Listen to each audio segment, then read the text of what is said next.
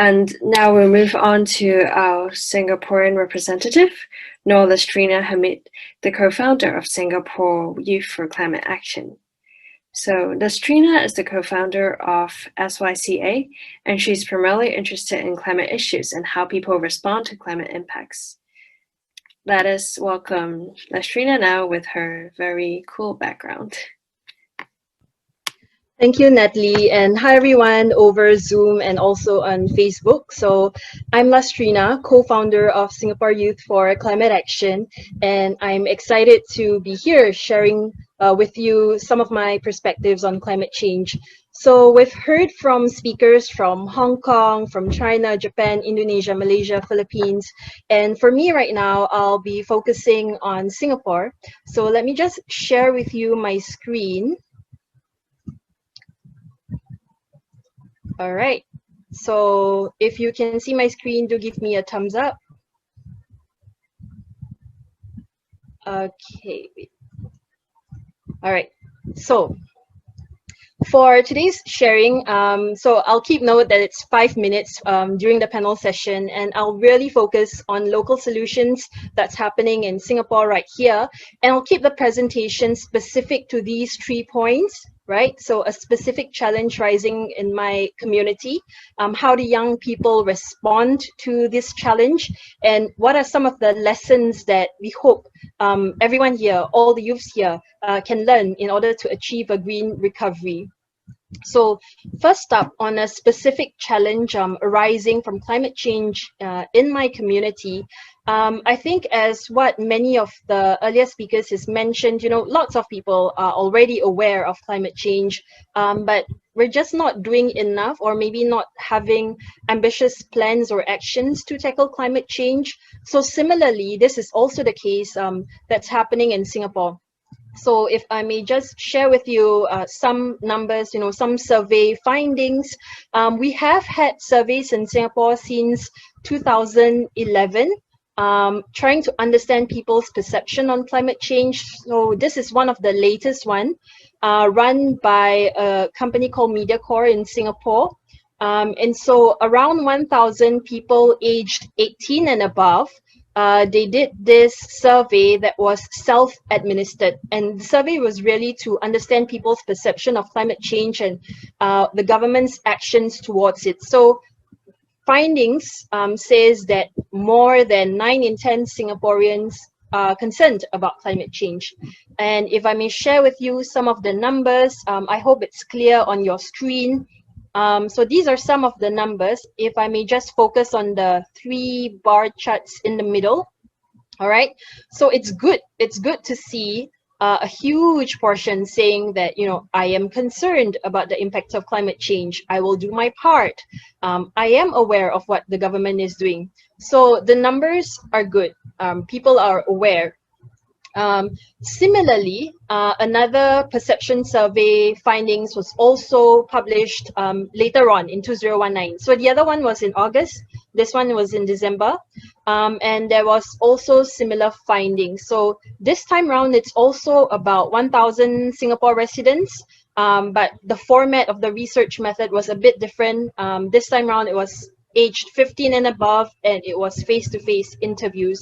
But, again, the findings say similar issues or similar highlights.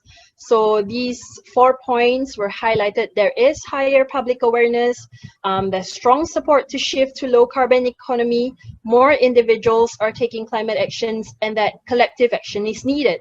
But again, remember, awareness and action is not the same thing, right? So when people say that they are ready to take climate-friendly actions, what kind of climate actions are we talking about?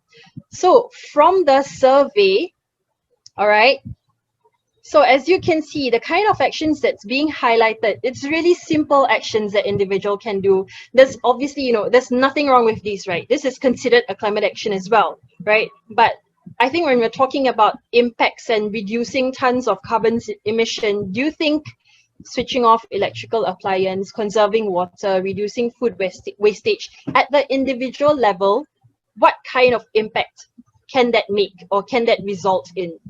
So perhaps when we look at things from that perspective, more needs to be done, right? So then how are young people in my community responding to it, responding to this challenge of how do we move from awareness to encouraging people to take more ambitious actions? Okay, so I'm just going to highlight three initiatives or three things that's happening in Singapore. Just going very broad on this as well. Okay, so one idea or one activity that's happening in Singapore right now is that we have a community called Singapore Youth for Climate Action. This is the group that I co-founded in 2015. I know some of the earlier speakers also shared that they co-founded some organizations. I believe many of those organizations are legally registered. For SYCA, we are not. So we're a community of people which are volunteer-led, volunteer-run. And what we do is we focus on activities that build climate awareness and empower people. So we do things like organizing learning workshops or giving climate talks. And when there's opportunities, we also send people to the UN Climate Change Conference. So this is just, one initiative that's happening in Singapore. Another one that's happening, so we also have another group called SG Climate Rally. So if you search for this group name in Google, you'll see that in 2019, they were the ones who organized Singapore's first climate rally. And it was at the park and more than 2,000 people turned up for it. It was great. And it showed it was a very visual presentation of the number of people who really wanted to push for more climate ambition. And I just wanted to highlight this current campaign that they have, which I find, I would say, interesting in the sense that it leverages on social media and also encourages people to reimagine our future, something that youths in other countries can perhaps consider doing as well. The third and last example that I wanted to share is this Instagram account run by this young person called Chi Yun. So she uses the URL or the Instagram account named The Weird and Wild.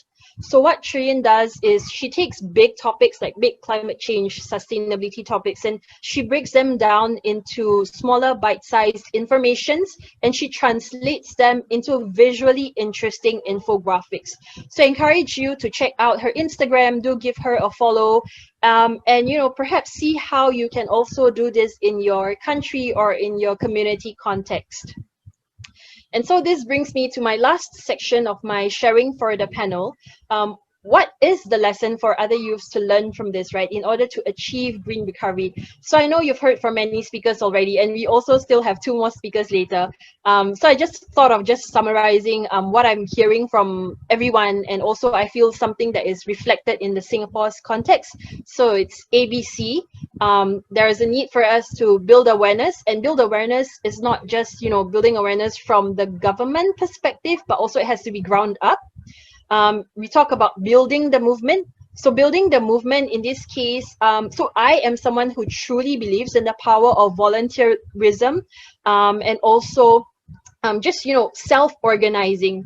And I believe this has to happen from the ground up, and that's where we can create systemic change progressively, and see collective action. So the kind of collective action I'm talking about, it's not just, all the green groups come together and let's push for a more ambitious policy. And it's not just about, government and state board agencies coming together to push for more top-down approach. The kind of collective action I'm talking about is really, to have that community collaborative approach where various stakeholders from different parts of the community come together to take action. And I hope having this ABC step as a summary page of sorts would be helpful for you to also reflect upon in your community context. So that's it from my end. If you're interested to hear more, especially what Singapore has been doing this year, feel free to ask me later in the breakout session. Thank you.